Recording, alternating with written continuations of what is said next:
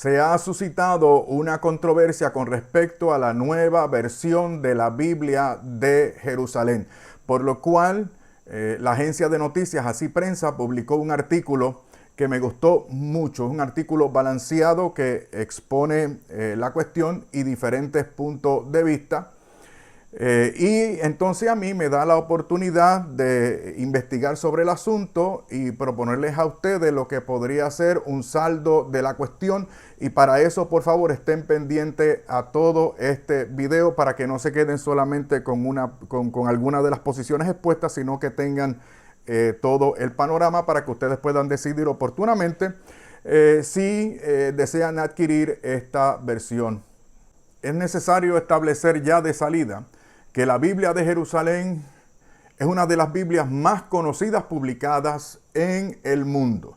A eso hay que añadir una de las mejores Biblias que tenemos nosotros, el público hispano, en nuestro idioma. Ha sido una Biblia excelente hasta el momento. Es una versión de las Sagradas Escrituras de la editorial de Skly Brouwer, algo así se pronuncia, perdonen mi francés. Ahí en la pantalla tienen ustedes el nombre de esa editorial. Esta Biblia de Jerusalén se publica desde el año 1967. Pues muy bien, la editorial que publica esta Biblia de Jerusalén en la más reciente versión, en la nueva, cambió la palabra hombre por persona, específicamente en el versículo 19 del capítulo 4 de Mateo. Me han dicho ya otros hermanos que también hay cambios similares, por ejemplo en el primer capítulo de San Juan, pero no importa. Aquí fijémonos de lo que dice este artículo con respecto a este versículo, porque ya con eso vamos a clarificar la cuestión bastante bien sin diluir demasiado la argumentación. Bueno, el asunto es que ese cambio ha suscitado polémica. Y con razón. Déjenme decirle que es con razón. Al principio tengo que confesarles que pensé, tal vez es algo trivial, no, pero tan pronto algunos hermanos cristófilos, es decir, suscriptores de este canal, me levantaron o me preguntaron con preocupación, ya yo supe, porque los miembros de este canal, es decir, los suscriptores, tienen un cierto nivel bastante bueno de formación religiosa. Y cuando ustedes me preocupan, me parece que es legítimo y conveniente que vayamos sobre el asunto. Ok, entonces hemos establecido que es el versículo 19 del capítulo 4 de Mateo. Voy a leer también el versículo 18 para que ustedes sepan de lo que trata el pasaje. Ok. En versiones anteriores, la Biblia de Jerusalén traducía de la siguiente manera. Caminando por la ribera del mar de Galilea, vio a dos hermanos, obviamente fue el Señor, vio a dos hermanos, Simón llamado Pedro y su hermano Andrés, echando la red en el mar, pues eran pescadores. Ahora viene el versículo 19, pendiente. Y les dice, venid conmigo y os haré pescadores de hombres. Y la palabra griega que se traduce aquí es antropos. Antropos, que es un término en griego que explicábamos también en otro video de este canal. Bueno, el asunto es ese. Se traducía, venid conmigo y os haré pescadores de hombres. Pues ahora en la versión nueva se cambia a personas. Okay. Entonces hubo ciertos comentarios importantes, bueno, que recoge este artículo. El enlace de este artículo va a estar en la descripción del video. Por favor, refiéranse a la descripción del video para que puedan acceder a este artículo. Ok. Entonces, pues, varias personas fueron consultadas al respecto. Y uno de ellos dijo lo siguiente. Lenguaje inclusivo en la Biblia. Nos están cambiando el agua. Y otro dice, otra persona u otro comentarista dice o asegura que no recomendará que se compre esta Biblia, refiriéndose a la nueva versión de la Biblia de Jerusalén. Fíjense ustedes qué fuerte está la cuestión. Continúa diciendo, basta ya de tergiversar la Sagrada Escritura para adaptarse a las reglas mundanas. Dice otra persona consultada, gracias a Dios mi Biblia de Jerusalén no es de las actualizadas, comentó esta persona. Un sacerdote comenta lo siguiente, Si leyéramos todos los días la Sagrada Escritura, hace tiempo que nos habríamos dado cuenta que la traducción de la Biblia de Jerusalén no es la mejor opción. De seguro este sacerdote hace referencia no tanto a la traducción, que es buenísima, sino me imagino que se refiere también a las notas que incluye, las notas explicativas que incluye esta Biblia, de lo cual también vamos a decir algo. Bueno, entonces aquí viene el otro punto de vista. ¿Okay? Por Así Prensa, por los hermanos de Así Prensa, fue consultado el consejero delegado de esta editorial que publica la Biblia de Jerusalén. Ahí está el nombre. El nombre se traduce como Javier, pero el apellido, se darán cuenta ustedes que lo están viendo ahora mismo en la pantalla, que es impronunciable, por lo menos para nosotros. Pues muy bien, este representante de la editorial se refirió a la polémica y dijo lo siguiente. Escuchen. El cambio se debe a que la Escuela Bíblica y Arqueológica de Jerusalén busca ante todo la fidelidad a los textos originales. Ocurre que en el texto griego original la palabra que se usó no incluye género. Este es el punto de vista de él. No incluye género. Por lo tanto, las posibilidades de traducción tampoco deben incluirlo. ¿Okay? Porque las otras formas, se puede traducir hombre, como se traduce en otras partes del Nuevo Testamento, pero también significa persona o ser humano. Bueno, como quiera, vamos a seguir con lo que dice este representante de la editorial. En ese sentido, continuó. Si pusiese hombre, la palabra hombre, si lo hubiesen dejado, estaríamos faltando a la fidelidad del texto original. Interesante. Luego, por eso es que les exhorto a que se queden, porque luego vamos a ver que no siempre la correspondencia literal para traducir una palabra es siempre la que corresponde y la más conveniente para clarificar el texto y el contexto de ese texto. Bueno, como quiera, él sigue diciendo, pues la palabra griega no es hombre ni mujer. Sigue diciendo, entiendo que hay un intento de polemizar atribuyendo un lenguaje inclusivo a la traducción. Cuando hablamos de lenguaje inclusivo, sobre todo esa manía que hay con ese lenguaje inclusivo, sabemos que está la ideología de género metida ahí, el feminismo radical y todo eso, pero este funcionario asegura que este no es el caso. Y yo creo en la honestidad de esta persona o de este representante. Pero luego vamos a decir, porque yo sospecho que también podría haber algo de buena intención, pero algo también de ingenuidad. Por otro lado, ya veremos. Sigue diciendo, pero nada más lejos de la realidad. ¿Okay? Repito para que sigan la línea. Entiendo que hay un intento de polemizar atribuyendo un lenguaje inclusivo a la traducción, pero nada más lejos de la realidad. La razón es la fidelidad al texto original, aseguró. Ahora, mire qué bonito lo que dice él ahora. Esto está chévere. 2 puntitos, mire. Sigue diciendo, cito, si ahora se cambian las palabras para que sean amables con el género, nada, porque él está consciente de ese problema, pero nada tiene que ver con la decisión de la Escuela Bíblica y Arqueológica de Jerusalén. O sea, nada tiene que ver con la intención de esa editorial. Dice también, las traducciones bíblicas no se amoldan a los tiempos modernos, por supuesto, sino que intentan ser fieles a los textos antiguos. Correcto también, concluyó el consejero delegado de esta editorial que publica la Biblia de Jerusalén. Ahora miren ustedes, antes de yo exponer mis puntos de vista, escuchen ustedes lo que dicen, muy acertado, entiendo yo, el padre Jesús Silva, que es el licenciado en teología. Él hizo una explicación detallada en una red social sobre lo que sería la mejor traducción de la palabra antropos, que es la palabra en griego en cuestión. ¿Okay? El texto griego traducido en la Biblia de Jerusalén por hombres. Antropos se traducía por hombres y ahora lo cambiaron a personas. Ok. Dice el padre Silva, el término que traduce antropos se refiere a ser humano al margen de su sexo. Lo está reconociendo que es así. Sin embargo, La traducción como personas tiene sus problemas.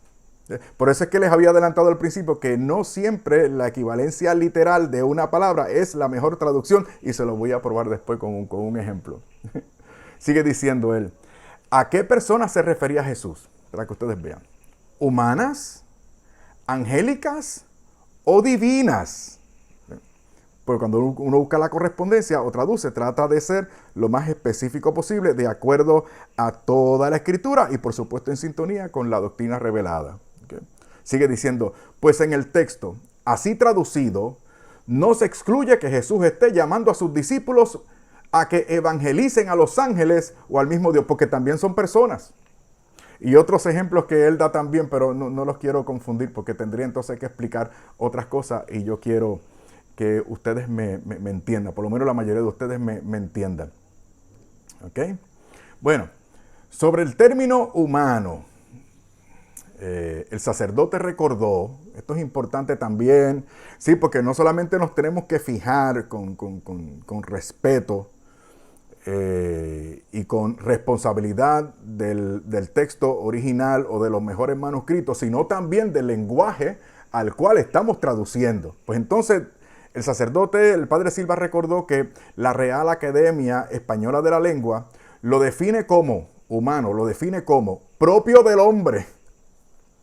Es decir, que literalmente hablando, lo humano es lo propio del hombre. Es decir, hombre en términos genéricos.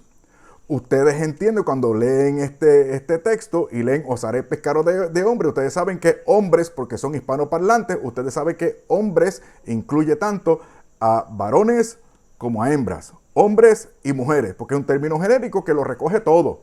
¿Se dan cuenta por qué es más específico entonces la palabra hombre y no personas?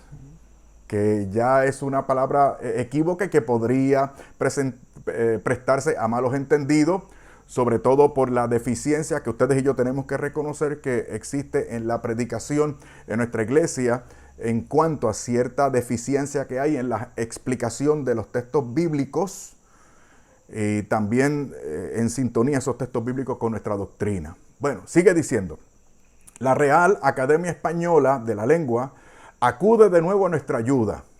La palabra hombre significa ser animado racional. Esto es español, esto es nuestro idioma. La palabra hombre significa ser animado racional, varón o mujer. Pongamos pues que con la palabra antropos, Jesús le quería decir a los 12 que serían pescadores de seres animados racionales, o sea, varones y mujeres. ¿Okay? Entonces podríamos traducir la palabra antropos como hombre que recoge todo lo anterior. El Padre tiene toda la razón. Ahora yo les voy a dar el ejemplo que les prometí. Hebreos capítulo 14, es el versículo 13, pero voy a leer también el versículo 12 para que ustedes vean que buscar siempre el equivalente más literal no es siempre la mejor traducción, como se evidencia, como estamos evidenciando en este caso. Dice, ciertamente es viva la palabra de Dios. Estoy leyendo la versión Biblia de Jerusalén, la versión anterior. Ciertamente es viva la palabra de Dios y eficaz, y más cortante que espada alguna de dos filos. Penetra hasta las fronteras entre el alma y el espíritu, hasta las junturas y médulas, y escruta los sentimientos y pensamientos del corazón. Versículo 13, pendiente a todo el mundo. No hay para ella criatura invisible, todo está desnudo. Esa es la palabra que quiero tratar con ustedes. Todo está desnudo y patente a los ojos de aquel a quien hemos de dar cuenta.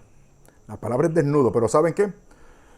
La palabra que usa la misma Biblia de Jerusalén como desnudo, no, el equivalente más literal no sería desnudo.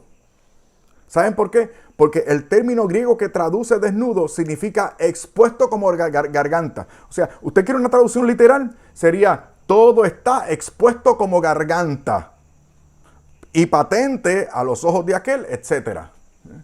Entonces, tenemos aquí una traducción más literal, pero que no se presta para un mejor entendimiento del texto. Exponer la garganta o expuesto con la garganta, el el autor inspirado lo que quiere es hacer ver que la víctima, cuando se le expone la garganta, está expuesta para recibir el corte que lo va a matar.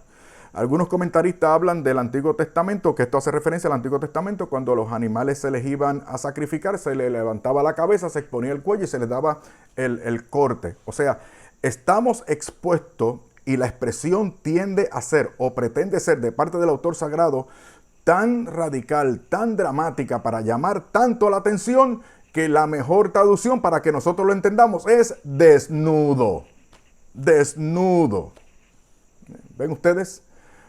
Recuerden que este artículo va a estar en la descripción del video. Ahora vamos a hacer el saldo de la cuestión. A propósito, sobre el texto que les acabo de mencionar de Hebreos capítulo 4, versículos 12 y 13, tenemos un video explicando bien esos dos versículos. Lo voy a poner por ahí, por favor, refiéranse a él para que lo puedan ver después de este video. Ok, vamos a dar el saldo de la cuestión. Miren, mis hermanos, para que estemos tranquilos y estemos bien y sepamos cómo están las cosas. Okay. Primero, varios puntos. Primero, antropos puede traducirse como hombre. Es este servidor de ustedes que se preparó para ustedes para exponerle estos puntos para que ustedes tengan el asunto de esta polémica más claro. Anthropos puede traducirse como hombre, persona y también como humanidad. Eso es así. Pero en este caso, la mejor traducción es hombres, porque es más adecuado con la doctrina revelada, según explica muy bien el padre Silva, como lo mencionábamos en ese artículo que vamos a dejar en la descripción del video. Personas está bien. O sea, por favor, no vayan a pensar que está mal. O sea, en términos literarios, sí, está bien. Se puede traducir por personas, eso está bien. Pero, por lo equívoco de esa palabra, y dado que, como ya había anticipado, por lo general no se explican bien los textos bíblicos en la predicación y en la catequesis, y en sintonía con nuestra doctrina católica, es mejor hombres, se entiende mejor, ¿okay? Para que los fieles lo tengamos más claro, ¿okay? Todo el mundo sabe que hombre en estos textos incluye tanto a hombres como mujeres. ¿No? Punto número 2. Creo que no es de preocuparse si se trata solamente de la traducción de Mateo 4:19. Yo sé que me han mencionado otros textos de ese que dicen por ahí que han cambiado, pero o versículos, pero no importa. Recuerden lo que dijimos al principio, nos estamos fijando de este versículo para dar un ejemplo de lo medular de la cuestión para que ustedes sepan lo que hay. ¿Okay? Pero si se trata solamente de este versículo, no hay mayor dificultad, ¿okay?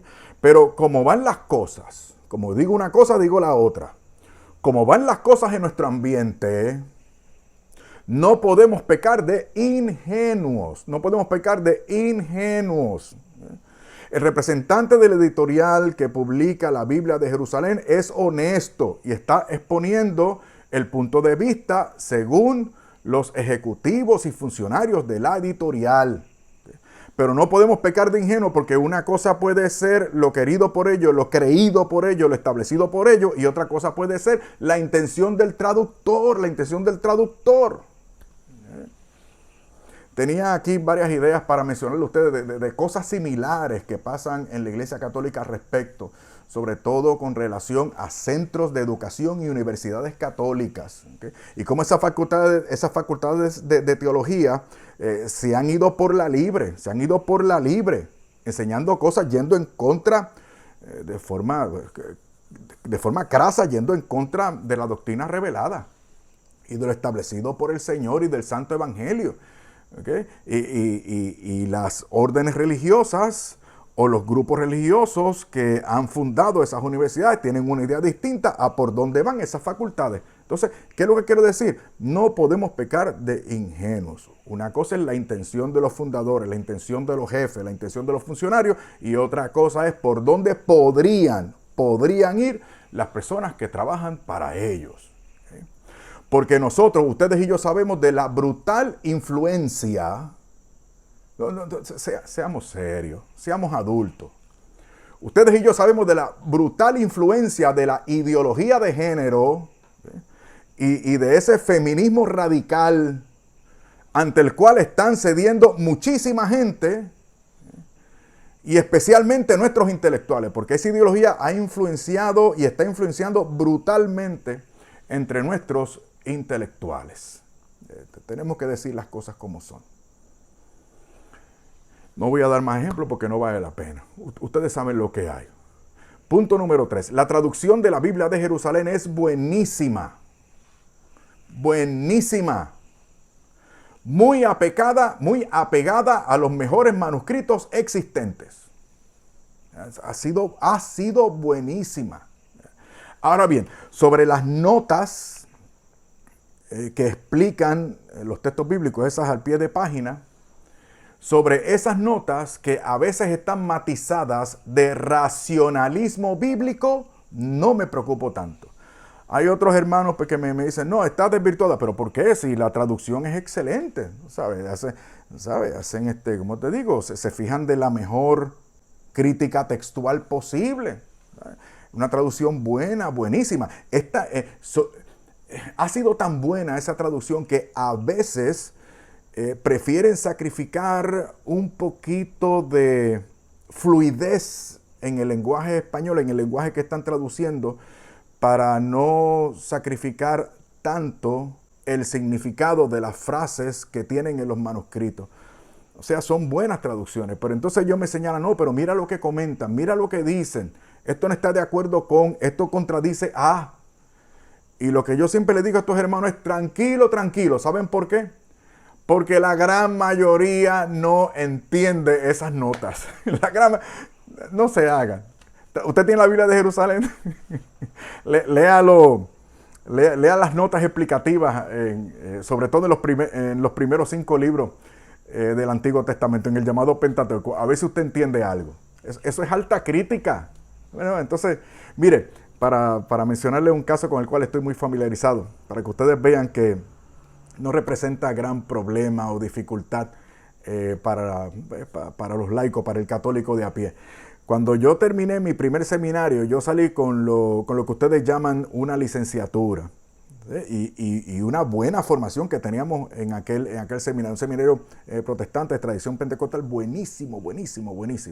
Una formación de primera. Y yo recuerdo que cuando fui al segundo seminario a hacer la maestría, allí ya eran, como conocen ustedes los católicos, modernistas. En el ámbito protestante le llaman liberalismo teológico protestante, algo así. Bueno, la cosa es que en aquel otro seminario, pues ellos exigían como texto primario en español la Biblia de Jerusalén. Y yo recuerdo que la primera vez que yo tuve la Biblia de Jerusalén, leí, me fijé a las notas y no las entendí. Para que ustedes vean. Pero aún así la Biblia es muy buena. Punto número 4. Como quiera, para ser justos, nos toca analizar este asunto exhaustivamente. O sea, nosotros no podemos juzgar el esfuerzo de estas personas por un texto. O sea, si se trata de una traducción que traduce, perdonando la redundancia, que traduce algo que puede prestarse a confusión o de lo cual podríamos sospechar que están cediendo ante cierta ideología, eso no va a desvirtuar el trabajo que han hecho. Así que tranquilos. Para ser justos, nos toca analizar este asunto exhaustivamente antes de tomar la decisión de tener o no tener una cierta versión de la Escritura. Punto número 5, importante. Recemos por nuestros traductores bíblicos. Yo rezo por los traductores bíblicos. Lo hago frecuentemente, porque yo sé la gran responsabilidad que tienen encima. Estos traductores, estos exégetas, son muy necesarios y hacen un trabajo arduo y con intención recta en la gran mayoría de los casos, haciendo la salvedad de que no vamos a ser ingenuos. Pero debemos ser realistas también y condescendientes también cuando corresponde. Miren, mis hermanos, yo preparo una enseñanza para ustedes. ¿Okay? Yo estoy toda la semana estudiando 2, 5, 10 versículos de la Sagrada Escritura, claro, en su contexto y todo lo que se quiera. Pero me fijo en esos 10 versículos. En esa semana dedico 2 días, desde 9 de la mañana hasta 9 de la noche, para exponerle a ustedes lo más responsablemente que puedo 2, 5, 10 versículos de la Sagrada Escritura. ¿Ustedes se imaginan estos señores todo el trabajo que tienen que pasar? ¿Ustedes se imaginan cuando uno de estos traductores tiene que traducir los más de 170 versículos del Salmo 119? El libro de Números en el Antiguo Testamento. Haga usted una lectura, libro de Números. En el Antiguo Testamento, haga esa lectura, a ver si usted entiende bien eso. O sea, es una lectura entramada, es un libro difícil. Y he escuchado yo a traductores bíblicos hablando del trabajo tremendo que le dan las cartas de San Pablo. San Pablo escribe, es un torbellino, está exponiendo su pensamiento y entonces hace un paréntesis, uno no sabe dónde termina, dónde concluyo, para después retomar entonces el tema principal de los 3 versículos anteriores. Es una cosa increíble. O sea, es difícil el trabajo que hacen y debemos estar agradecidos porque gracias a ese trabajo y a otras cosas más que usa la providencia divina, nosotros tenemos acceso a la santa palabra de Dios.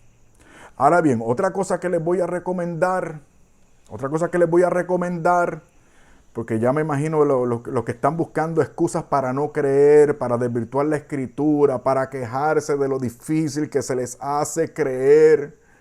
Porque mira ahora lo que están diciendo. Tranquilo, usted quiere saber la versión correcta, usted quiere estar tranquilo, usted quiere estar en sintonía con la doctrina católica. Refiérase al Concilio Vaticano II, el documento que se conoce como Dei Verbum, que es la constitución dogmática sobre la divina revelación, Dei Verbum.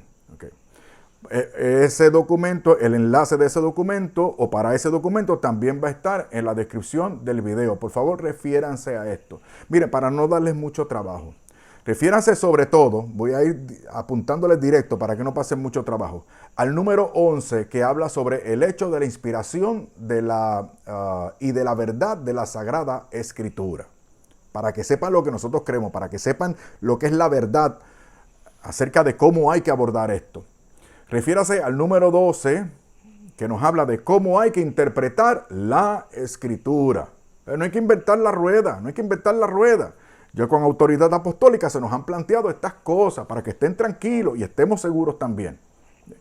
Refiérase también al número 21, que habla sobre la veneración que nosotros tenemos de la Sagrada Escritura, para que sepan lo importante que es la Sagrada Escritura para nosotros, o debería ser la Sagrada Escritura para usted y para mí.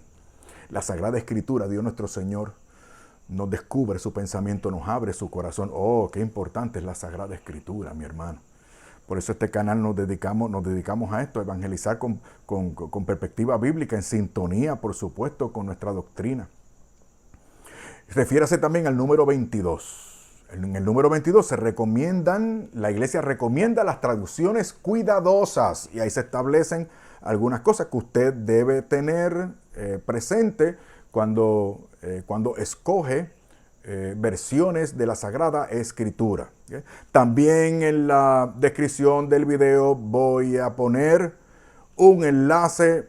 Esto no se lo pueden perder. Un video que hicimos en esta comunidad específicamente para darle a usted los criterios para que usted sepa qué Biblia está leyendo o pueda tener también criterios para seleccionar la mejor Biblia para usted. Todo eso en la descripción del video. Vayan a la descripción del video. También en Dei Verbum tenemos el número 25, refiérase a él, en el cual la iglesia recomienda la lectura de la Sagrada Escritura. Nuestra iglesia recomienda la lectura de la Sagrada Escritura. Entonces, escúcheme con atención. Acérquese con confianza a la Sagrada Escritura. Recuerden lo que dije, ya me los imagino, la gente buscando pretextos para no creer, para salirse de esto, para no esforzarse en la lectura y lograr un mejor entendimiento de la Sagrada Escritura. Porque esos pretextos y mentiras no tienen fundamento. Y le voy a decir por qué. No hay otro libro antiguo, no hay otro libro antiguo no hay otro libro antiguo que tenga más copias fieles y acorde con los manuscritos originales redactados por los autores originales. Cuando investigaba esto para ustedes, hasta el sol de hoy, hay 5.856 manuscritos del Nuevo Testamento. Hay variantes, pero la gran mayoría del texto, todo concuerda, todos concuerdan, aunque sean de diferentes épocas, aunque se hayan descubierto en diferentes partes, todos concuerdan con lo esencial y medular de nuestra doctrina y de nuestra fe cristiana. Mire qué maravilla. Dígame usted si eso no es providencial. Dígame usted si eso no es milagroso. ¿Qué excusa podemos tener nosotros para desconfiar de la Sagrada Escritura? Ese libro que está ahí, la Sagrada Escritura, ahí está contenida la palabra de Dios. Ahí está la palabra de Dios. Y nosotros podemos acercarnos confiados al sagrado libro, sabiendo que ahí nos vamos a encontrar con la voz de Dios para nosotros. Que alimenta también y que dirige y da propósito a la iglesia, de la cual la iglesia, como dice la misma Dei Verbum, se tiene que fijar, y desde la cual, de ese libro hay que predicar, desde ese libro hay que predicar, dice Dei Verbum, con respecto a la relación que tiene la Sagrada Escritura con nuestra madre la iglesia. No hay otro libro de la antigüedad con tantos manuscritos existentes disponibles para corroborar que el mensaje esencial de la Escritura es acorde, o sea, coincide, está sin alteraciones importantes. O sea, no hay ninguna variante que desvirtúe la enseñanza o el hilo conductor o lo más importante y determinante de nuestro cuerpo doctrinal. Mira, voy a dar un ejemplo. Tengo mucho. Esto tal vez lo deje para otro video. Hacer un video así apologético para defender la veracidad de la Sagrada Escritura. Pero mire, por ejemplo, una obra llamada La Guerra de las Galias de César, que se dice que fue compuesta entre los años 50 y 58. Pues resulta que esa obra, entre el año 50 y 58, antes de Cristo se compuso, y resulta que su mejor manuscrito que existente en la actualidad es de cerca del año 800 después de Cristo. ¿Y quién duda de esa obra y de su autor? Y de que no hay un original o de que se la inventó otro. Entonces, en el caso nuestro, estamos muchísimo más seguros. Hay otras cosas que también tenía aquí, pero ¿por cuánto voy? Wow, me extendí demasiado. Ay, mi madre, ojalá no se hayan ido. Pero esto es importante. Mire, para que usted vea que estamos seguros. Hasta el siglo XIX, nosotros teníamos manuscritos, la mayoría de los cuales eran después del siglo XII hasta después. Hasta el siglo XVI que se compusieron pues una compilación de manuscritos del Nuevo Testamento en una obra para que haya un texto griego fijo del cual se pueda traducir. Todo eso con manuscritos a partir del siglo XII, la mayoría de ellos. Luego entonces van a aparecer otros manuscritos mucho más antiguos de 1000 años antes. Y cuando empezaron a aparecer esos manuscritos, muchísimo más antiguos, mucha gente comenzó a decir, ahora sí vamos a desvirtuar el cristianismo. Ahora sí vamos a desvirtuar la fe católica. Ahora es que se va a probar que nuestras teorías tenían la razón. Y salivaban aquellos grupos con la expectativa de que los nuevos manuscritos concedieran cambios a favor de la doctrina de ellos y en contra de la doctrina de nosotros. Por ejemplo, los unitarios, los que no creen en la Santísima Trinidad, Ellos tenían la expectativa de que los nuevos manuscritos, los más antiguos, pues fuesen en contra de la doctrina de la Santísima Trinidad. Y todo concuerda, todo sigue igual.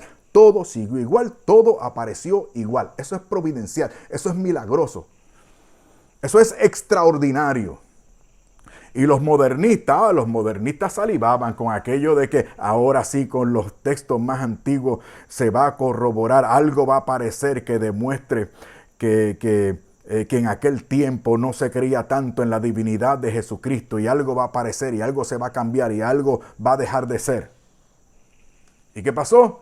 Los manuscritos más antiguos seguían estableciendo lo mismo a favor y apoyando lo que nosotros siempre hemos creído acerca de la divinidad de nuestro Señor Jesucristo. Y los que bautizaban solamente en el nombre de Jesús, ellos pensaban, porque ellos decían que la fórmula trinitaria que manda el Señor para bautizar, vayan y hagan discípulos a toda la gente, bautizándoles en el nombre del Padre, del Hijo y del Espíritu Santo, Mateo 28, 19. Ellos se hicieron de la idea, porque ellos tenían la teoría de que ese texto de Mateo, eso no estaba en los manuscritos más antiguos. Pero cuando aparecieron los manuscritos más antiguos, ¿saben qué? Apareció el mismo texto. Estamos seguros. Y los adventistas del séptimo, con el debido respeto, ¿verdad? A todos ellos hay que respetarlos muchísimo. Hay que respetarlos y amarlos y rezar por ellos. Y si dicen cosas malas contra nosotros mintiendo, pues les perdonamos. Y como decía, seguimos rezando por ellos. Pero estos hermanos adventistas del séptimo día esperaban que la inclusión de gentiles cristianos observando el sábado de la sinagoga permaneciera en los manuscritos más antiguos, con respecto a Hechos 13:42. Y cuando salen los manuscritos más antiguos, no aparecían gentiles cristianos guardando el sábado en las sinagogas. ¿Por qué? Porque estamos seguros. Y yo estoy feliz y usted también debe estar feliz. La Sagrada Escritura es nuestro libro. Leamos y estudiemos la Sagrada Escritura, porque en la Sagrada Escritura Dios nos habla. Y ahora 4 puntos más antes del final. Primero, de mi parte le doy la bienvenida a este canal.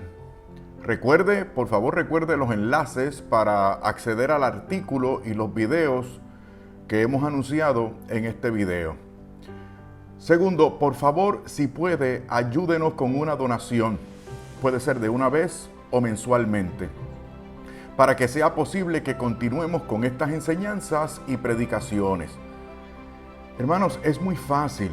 Solo vayan a la descripción de este video y hagan uso del enlace de PayPal. Y de forma fácil, rápida y segura, nos ayudan con esa ofrenda que tanto necesitamos para que podamos continuar con este trabajo y desarrollarlo también. Punto número 3. En la descripción de este video, usted verá también la lista de beneficios que ofrecemos a los hermanos bienhechores que colaboran con nosotros. A ustedes, nuestros bienhechores, muchísimas gracias. Y punto número 4, por favor, pendientes, muy pendientes, porque ya mismo continuaremos con las enseñanzas sobre las bienaventuranzas que venimos haciendo hasta ahora. Muchísimas gracias otra vez y nos vemos muy pronto, si Dios quiere.